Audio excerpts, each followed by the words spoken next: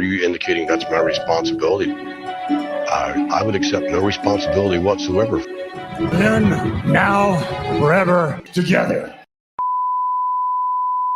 Damn. Disrespectful. Four episodes in, like every time I hear that, it's like, hey, no, that's accurate. That is this docuseries. This nigga really is a piece of shit. I mean, you're not wrong. And don't get unapologetic about it.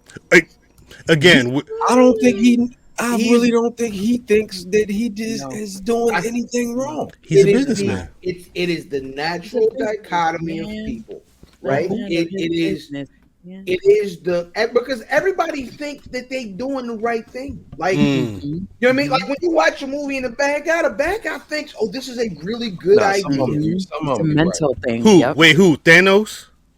Thanos was right. Thanos was right, is what you said. Tribal Chief is right. Tribal Chief is semi-right. Carlito was right. About what? Carlito was right. About spitting apples in niggas' face. Yeah, all he said was I spit in the face of people that's not cool. That's right? No, I'm talking Hey, what if Carlito got an android? From the Bronx. You talking about Carlito's way? Carlito? Yes. You can't just say Carlito when we talking WWE wrestling. Like at a certain point, Who brings up Carlito and means nigga, on Monday night I spit in the face. People not cool. He had a Judgment Day. I don't bring up Carlito and think the wrestler. That's that. Like an Al Pacino. The thing is, you be so witty because you a whole lyricist. I'll send niggas a mixtape if they want. I thought you was trying to make a funny. Nah, I ain't nothing to laugh about, nigga. You talking about the Italian man? No, he wasn't Italian. He was Dominican.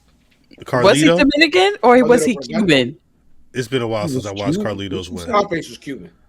Scarface was Cuban. Oh, Scarface was Cuban. Okay. Yeah, I think he was. I think Brigante. Oh, Now I gotta watch that. I was gonna say I've legit not seen Carlito's Way in 20 some odd years. It's been a minute. Oh yeah, on the It's second probably one, been a month or two. Since you watched Carlito's Way? Yeah, I think every time it's on, I think he might have been Puerto Rican. I'm terrible. All I watch is wrestling. Yeah, he was Puerto Rican. All I watch is wrestling and then wrestling for the Patreon. Who you been with? All right. Chain snatcher. Shout out to everybody tapping into our No Cap recap series of Netflix docuseries Mr. McMahon. This is episode 4, Attitude. To the surprise of no one, this is basically the Attitude Era. It literally starts with it starts at the ending of the Screwjob.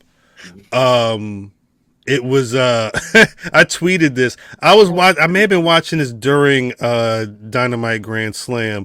I remember watching Wrestling with Shadows, and my favorite part was Bret walked into the room after the match, after everything, and then Vince walked into the room, and then Bret walked out, and Vince was stumble bumble because Bret had supposedly hit him with a clean one.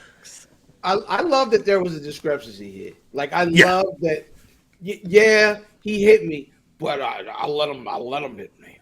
He knew what was he made, like he said everybody was tense. I walked in there. I was cool. I knew what I'm about to go get my licking. He was probably I don't want to say he was thinking of his stepdaddy, but I mean that's what it sounded like. It sounded like a situation where he knew that he had to get punished. He was walking into the room to get his lickings. Can this also be proof of Bret Hart being an unlikable human being? The artist? What? Locked up like wrestling. He said this is the first time I ever heard that they had locked up like they was in a fucking grapple. And he said I had one chance and I went in there and I slipped the uppercut and I clocked him screen and he was. But he had every right to. I'm not disputing the actual hit. The description of what happened. Yeah, the point is Bret is absolutely in the right here, right? He's absolutely in the right here, and the way he tells this story, he still comes across as like, I want to get myself. Oh, nigga, you are. Yeah, he had to overcome something to hit this nigga. You know what I take it as? I take it as because when this whole situation happened, I have that Bret thing on CD. I watched that. I watched that, and Bret Hart is a specific type of guy. Yeah, he's a real particular motherfucker. That shit. The way he grew up in his house, the way he grew up in wrestling, the way his father, like he understood what, like, yeah, I think that's how they all grew up. It was their entire life. It's their entire life. It's their entire life. He understood it. They were a tight-knit family. They took the business seriously. Well, I'm sorry, Mimi. I don't want to cut you off, but I do want to interject. If you read Bret Hart's book in the beginning, like, Stu Hart Stampede Wrestling was already a thing. Like, he was in like elementary, middle school, having to fight off kids because they were like, "Oh, your daddy do the wrestling, you gonna beat my ass." And then at 3:00 he had to go beat their ass or figure out what happened when he got home. Yeah, exactly. So the reason why I think he felt the way he felt is because he legitimately felt like he was being slighted. Mm-hmm. I think he personally felt that way. I don't think it had anything to do with him trying to get himself over. To this day, when you hear how after Owen died and they met at a park and they tried to talk things out, and then Vince turned around and slandered him in an interview after he thought they had gotten over it. Like, he legitimately thought of this man like he was his father and trusted him and trusted his whole career. And I think he I don't think it's him trying to get himself over. I think he really has a grudge, and I don't think he'll ever get over it. When Owen died, and he said this on this episode, he said, I thought that they killed Owen. They murdered my brother to get back at me. Like, yo, that is the most insane it was crazy thing. Yeah, but he's had some. No, but he felt that way. Is my point. That's how he felt. That is how he felt. Because it was so egregious how everything went down, and people lied to him in his face. Like, I think it was always real to Bret Hart. Always 100%. Him. 100%. And so to this day, and then him. Like, this whole Goldberg situation, it just makes the way his career ended was just bad. It shouldn't have the type of wrestler that he is and technician that he is. It shouldn't have ended that way. The artist. Okay. That is. That's what he said himself. That's what he said. He said Bret Hart said artist. I'm a pro wrestler artist. That was him. And so his career, the way he'll never get over the way his career ended, and then he was jacked up for a couple of years. Yeah, the way people sit and talk about, and we are completely off. No, we right here. But the way that people sit and talk about wrestlers these days, the fact that he never got that opportunity to do what people credit Shawn Michaels in doing, that's gonna make me salty. Yeah, because you got to see Shawn Michaels put a lot of these cats over, make a lot of these people look like $1 million. When someone of Bret Hart's caliber gets cut short, I'm gonna be salty about it. Yeah, Bret gets cut short. He didn't. Yes, he does. He gets cut short sometimes. Listen, I've said this several times. When I say cut short, I mean his career. Oh, cut short. Okay. Well, I will. This proper, and I think this is the. I mean, people put Bret here. Top 5.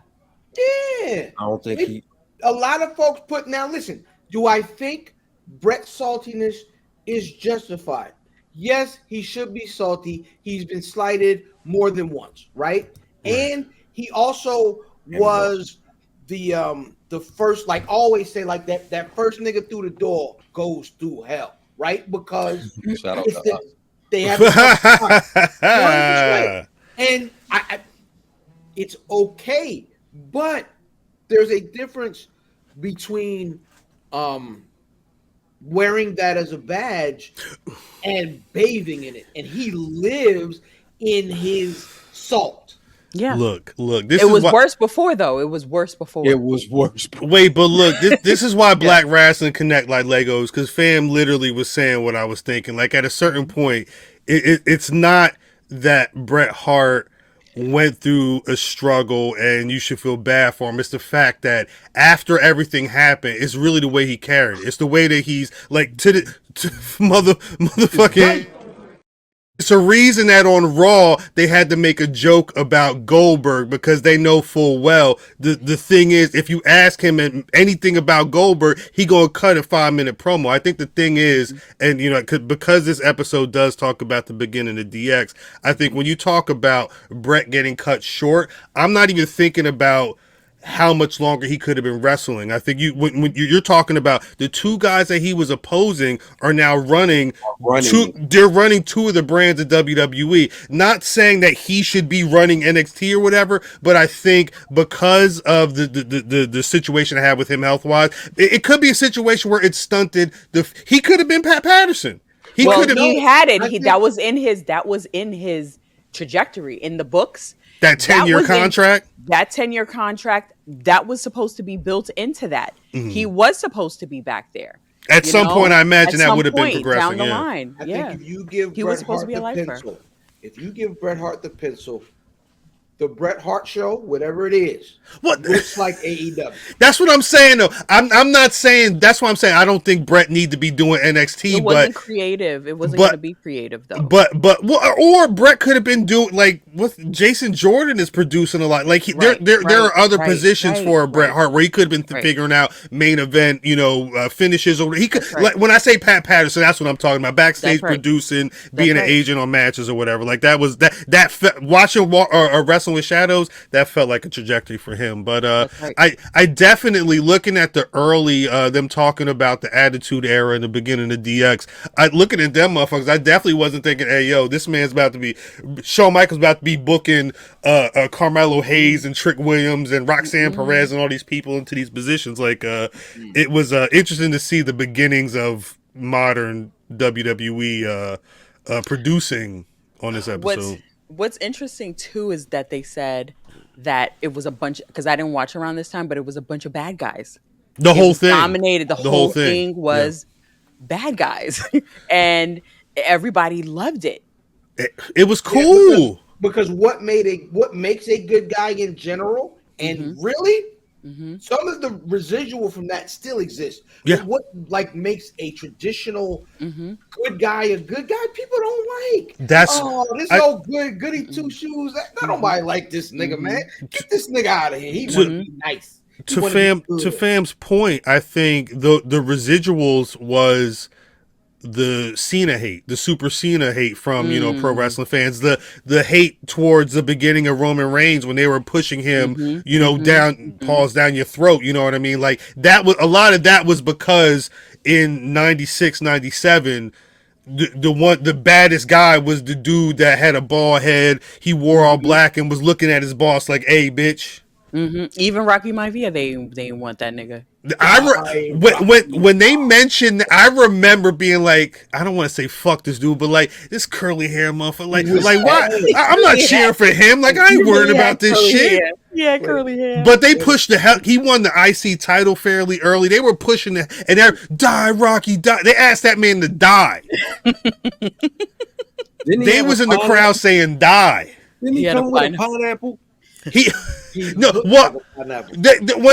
I'm glad they mentioned, because he was probably the first person I ever heard that was like a third generation pro wrestler or whatever. And I remember that build back then of his daddy and his granddaddy, and then he had it was the curly hair, the gear I think was supposed to be some type of Samoa type of feel, like some island type feel.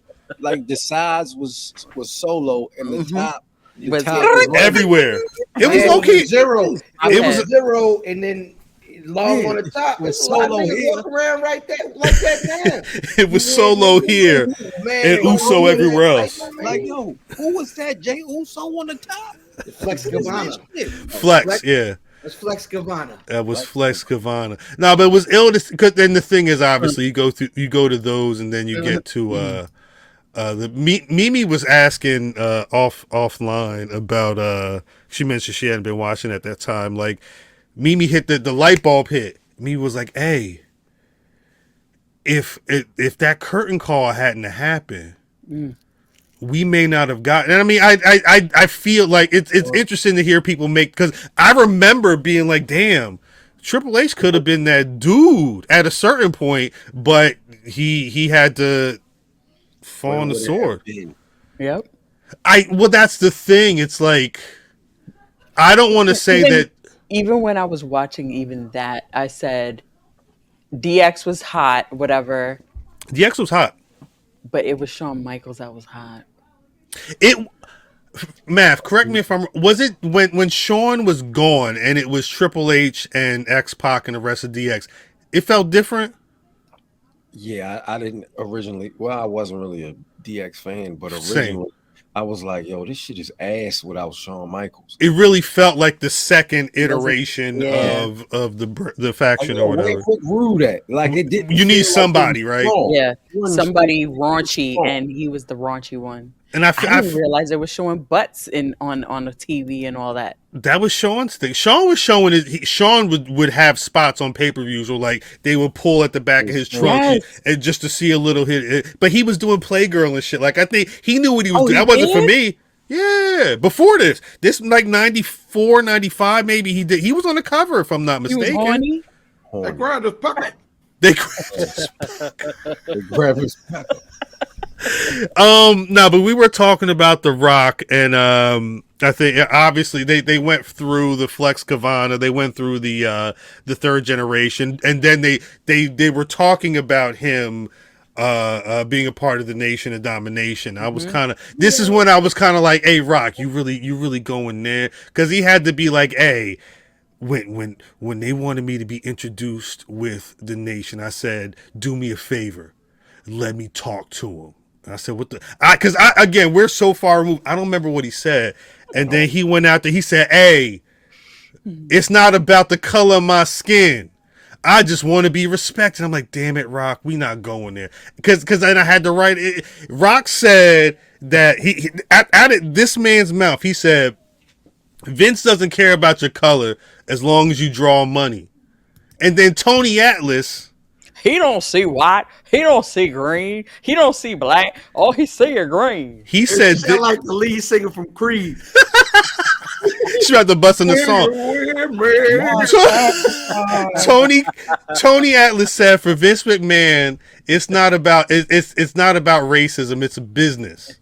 He don't see. He never saw a color. Now, if that was the case, and it was just about who could draw. Why Bad News Brown didn't hold a title legit? He couldn't have been an Intercontinental title a champion at some point. Was he drawing? Do we know if he was drawing? Mimi. He when Macho Man was world champion, he was main eventing with Bad News Brown. Patreon.com/Black Rasslin. We watched a match not too long ago. He was in the main event with Macho Man. He was also there was a stint. I could find the photo. There was a stint of him going to house shows as WWF champion because they wanted to see they wanted to take the temperature of it, but then they never pulled the trigger. And then a year later, Roddy Piper painted half his body black, and Bad News said, you know what? They didn't talk about that.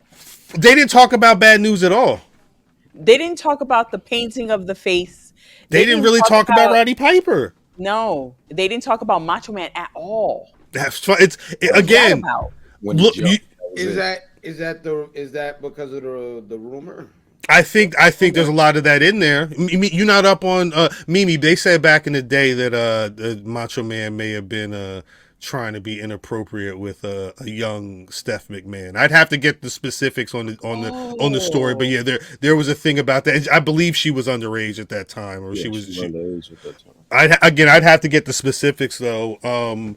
About that, but there's that story. I also just it's one of with these documentaries, the way that Vince talks about whether it's Wendy Richter or anybody who's like not in the WWE favor, he basically talk about you like you some whatever on the street, you know what I mean? Like he want to spit at you or whatever. Like they are very good at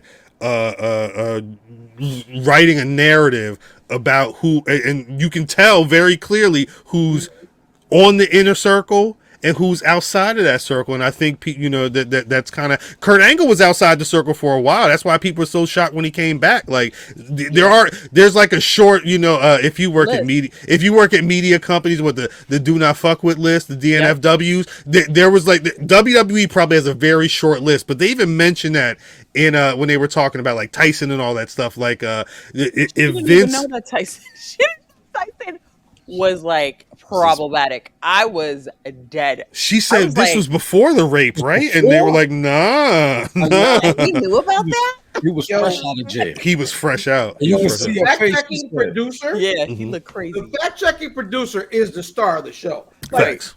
No pun intended. Niggas, he told niggas the truth, and he gave people perspective that they didn't have before this. So he was literally affecting the people that they were interviewing to do this thing. Yep. And they were like, nah, for real? I think that's amazing.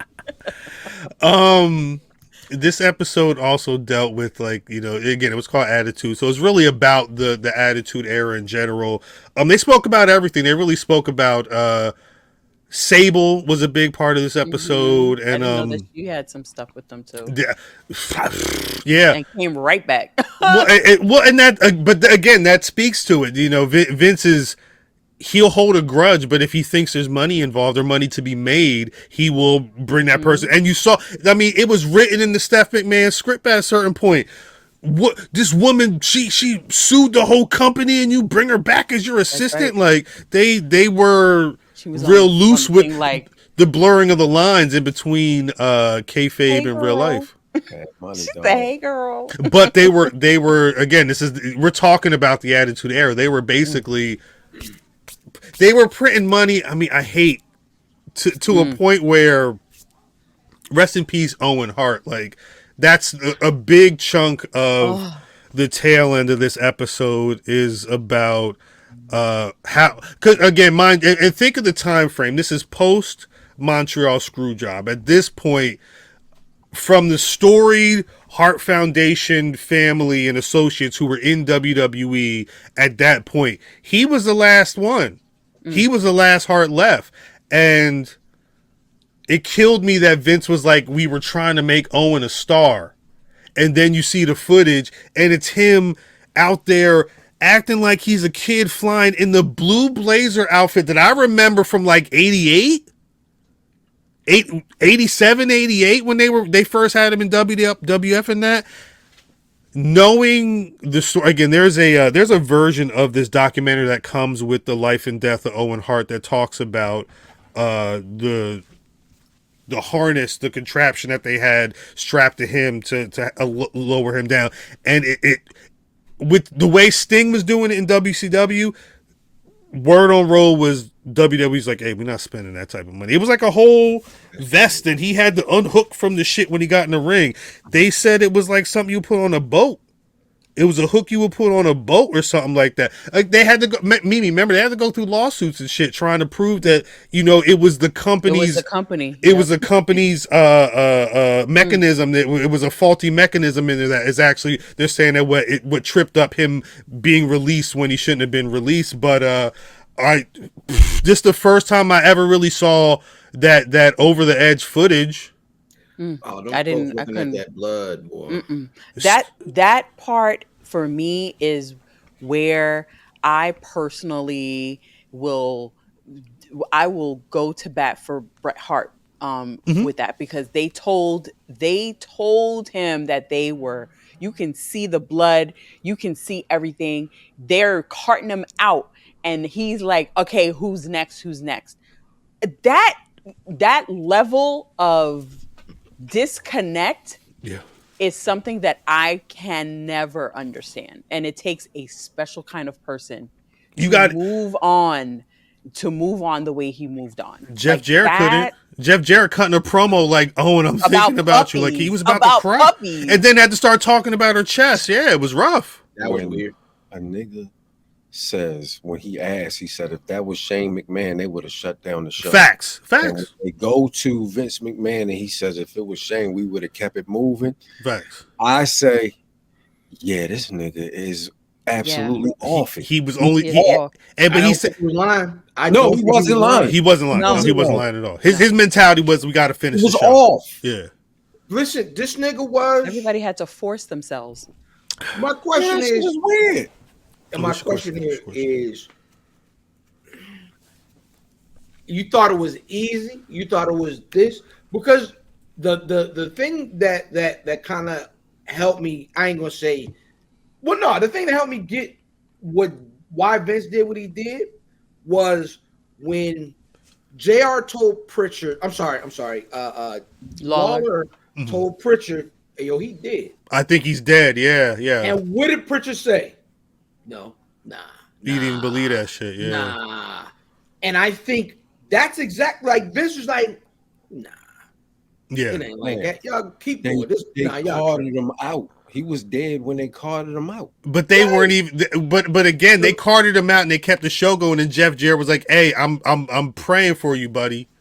I mean, buddy, I forget what he said verbatim, but he said that's what it sounded like. He was sending out some prayers for like get well soon. But they called it in the ring. The paramedics called it in the ring. But that's the story. The paramedics called it in the ring. Remember, there were like 2 or 3 segments before Jim Ross announced on that thing that he passed, and the wrestlers in the back, a lot of them did not know. Because I'll say this.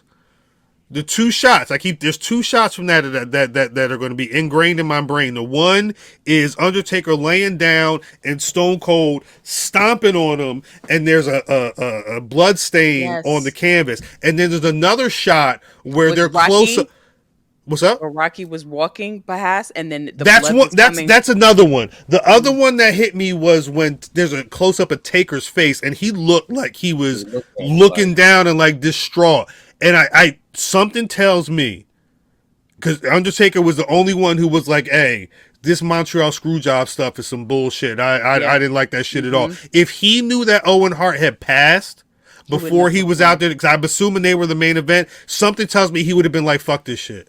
I'm not. You figure something else out because I can't do. That's one of the boys, and he was the guy at that time. This would have been 99. Yeah, he was the guy. I don't know if Taker would have stood for that if he knew, but I mean it's tough. But I mean, shouts out to Owens. Is it? I forget what Owens. Martha Hart, because she fought and she finally won, but she had been fighting for a minute. And so it really, this whole thing brings that story to a head, where you understand where that frustration was. You understand why that family felt the way they felt. Right. You can't, it's almost like you got to give him a pass, because that's crazy. And for months and months and months, you thinking that this man did this on purpose because of what he did to you like a couple of months before. Like it's a lot. It's a lot. And this is your brother that you felt bad. You watched him like wearing this blue shit. Like you're going through all these emotions, and then this happens, and then you find out the show must go on, and they're just like, it's almost like defecating on the dead. Basically, on his grave, it felt like, for him, in my opinion. Well, I think, and this is another thing, and I don't want to keep slandering Bret. I mean, not that I care, but it's you see, like, there's something about Bret Hart that almost has to make everything about him, and I'd agree. For me, it doesn't. I ain't gonna say it takes away from his greatness, but it just makes it hard to like rock when it be like, yeah, Bret was that nigga, but he was truly great. Like, if you don't think it's great, like that's a fact. But this is my thing. If we see Bret Hart out in the street And the nigga said, "Hey, Bret, man, you was amazing. You was dope in the ring, man. You know what I mean? Thank you for everything you did in your ring." And he'd be like, "You know what, kid? I just hate Goldberg and Vince McMahon." I was an artist, right? I was an artist. I'm with that. Right. Like, this nigga took me out. You would have had more greatness, but he took me out. Mr. Don't Follow Me is saying he shout out Bret Hart for saying I'm the artist for real. I believe the word. It's no different. Yeah, I mean, he's a man of a certain age. It's the same. I believe it's the same thing that a lot of these wrestlers do now. They understand their greatness. They understand that they are moving mountains. I think the only person that doesn't really do it is John Cena. I think John Cena is the only one that does this fake modest stuff. Yeah. You know, he just doesn't say it out loud, but I know he believes it. Absolutely. But John Cena is a different kind of crazy. Yeah, John Cena's part. Yes, he absolutely is. He absolutely is. We gonna have to. Matter of fact, I think. You put a pin in that. Oh, I was gonna say because I think Paul Levesque. Matter of fact, Paul Levesque is on the line, and he said this is up at this time. What you about to say, fam? Just real quick, just to put this in the air, we have to talk eventually about how Vince McMahon used Undertaker during the entirety of his career, because I believe that his position with the boys was definitely manipulated. Paul, yes, it was wild. His position back in the locker room was used by Vince McMahon multiple times, and he selectively didn't use him when it came down to it, because he knew he was doing something, another overused word, diabolical. Yeah. Episode 5 and 6. Stay tuned. 5 and 6. I'm like, all right, put a bullet in this rubber face. Like fake. Nah, like I'm saying, straight up. Put a straight up. Really have to. Well, because 5 is like 5. Again, we're gonna get at it. 5 really starts talking about when the children are part of it, and the whole Stephanie McMahon being a part of W. We'll get to that. We'll get to that in the near future. I mean, that there's a line of being a businessman at a certain point. It's like, hey, dog, you know that's your children. You know that child came from you, right? Like you ain't got no. Shano, yeah. You Shano stuff, man. I get. Peace to y'all for rocking. Shouts out to the chat. Peace to everybody who's tapped peace in. To Bret Hart. Peace to the artist himself. It's balloons every time. Yes, Bret. We the fuck, because these two just gonna be sitting here like to this day. And we Bret is not Bret ain't no donut. Bret ain't no donut. I'm just saying. We out. Well, we'll catch y'all soon. Peace.